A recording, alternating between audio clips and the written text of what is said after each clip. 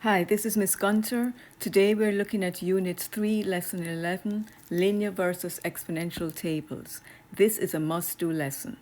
Today's aim is how is a linear function different from an exponential function? And the objective is I can determine if a function is linear or exponential from a table. How are linear functions different from exponential functions?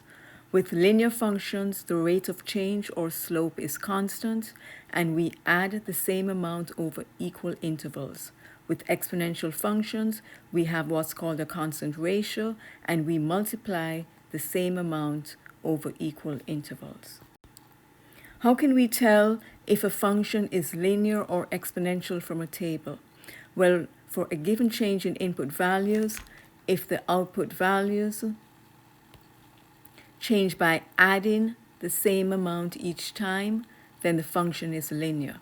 And for a given change in input values, if the output values change by multiplying the same amount each time, then the function is exponential. So let's look at an example. The question says, determine if the table represents a linear or an exponential function and explain why. Well, first we look at the changes in the x values to see what the intervals are and if the intervals are equal. We will then look at the changes in the y values to determine if the pattern is linear or exponential. So looking at the x values, we see that x goes from 0 to 1. So here we're adding 1. Then x goes from 1 to 2. Here we're adding 1. Then x goes from 2 to 3. And here we're also adding 1. So the intervals are 1.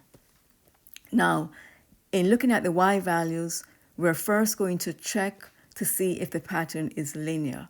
If the pattern for the changes in the y value is not linear, we will then check to see if the pattern is exponential. So looking at the changes in the y values.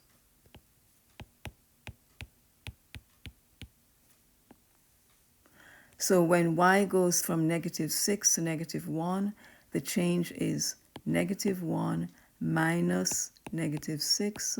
And if you put that in the calculator, that's actually -1 plus 6. That's going to be 5.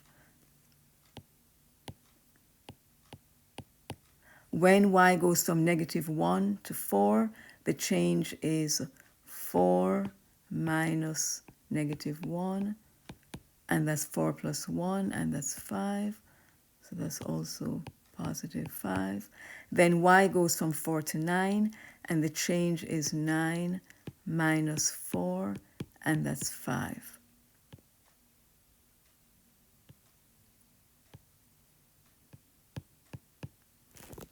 So here we see that in each case, the y value changes by adding 5 to each initial amount of y. So that follows the linear pattern. A linear function, one of the features of a linear function is that you add the same amount each time. So here we're adding 5 each time. So this function is a linear function. So our answer to example 1 is that the table represents a linear function because over each interval we add 5 to the value of y. Let's look at example 2. Example 2 is asking us the same thing, to tell if the table shows a linear or an exponential function and explain why. So what we're going to do is the same thing that we did in the first example. We're going to look at the changes in the x values to see what the intervals are. Then we're going to test the changes in the f of x column to see if the pattern is linear or exponential. So we need to remember that x is the same thing as the input values, and f of x is the same thing as the output or the y values. Okay, so when x goes from 0 to 4, we're adding 4. Then x goes from 4 to 8, we're also adding 4. Then x goes from 8 to 12, we're adding 4.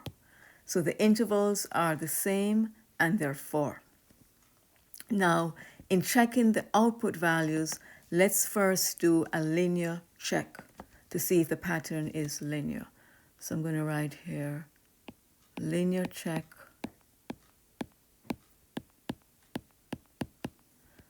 on changes in the f of x value. So when x goes from 1 to 5, the change is 5 minus 1, which is 4. Then when x goes from 5 to 25, the change is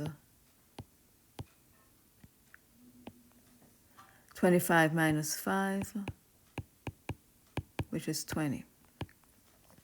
Now what I notice is that these amounts are not the same. I have 4 here and I have 20. So I'm not adding the same amount. So I don't even have to do the last check. I don't have to do a linear check on what happens when we go from 25 to 125, because already I can see that we're not adding the same amount each time. Here we added 4 and here we added 20. So we know that this is not a linear function.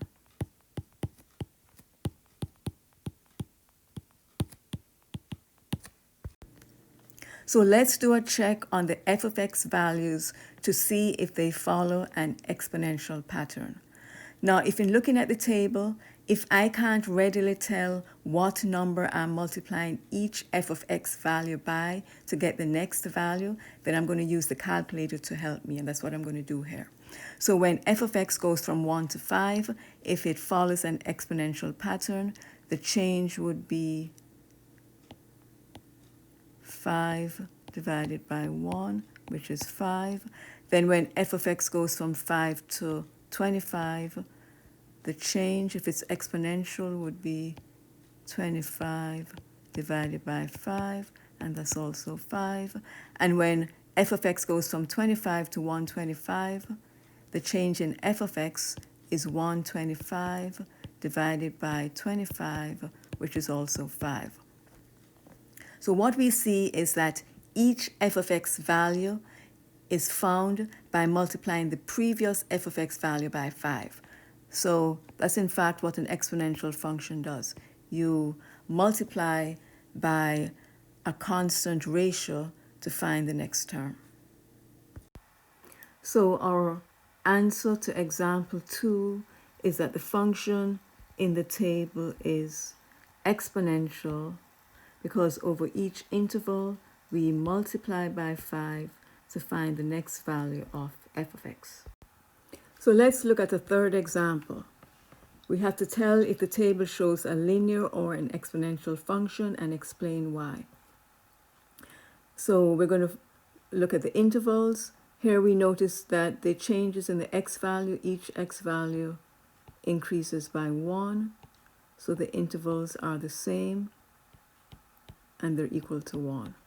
Now let's check the f of x values to first see if they follow a linear pattern. Now, based on what we see here, when f of x goes from 50 to 20, the change is 20 minus 50, which is negative 30. And then when f of x goes from 20 to 8, the change is 8 minus 20, which is negative 12. So the pattern is we're not adding the same amount each time. In the first case, we added negative 30. In the second instance, we added negative 12. So this is not a linear function.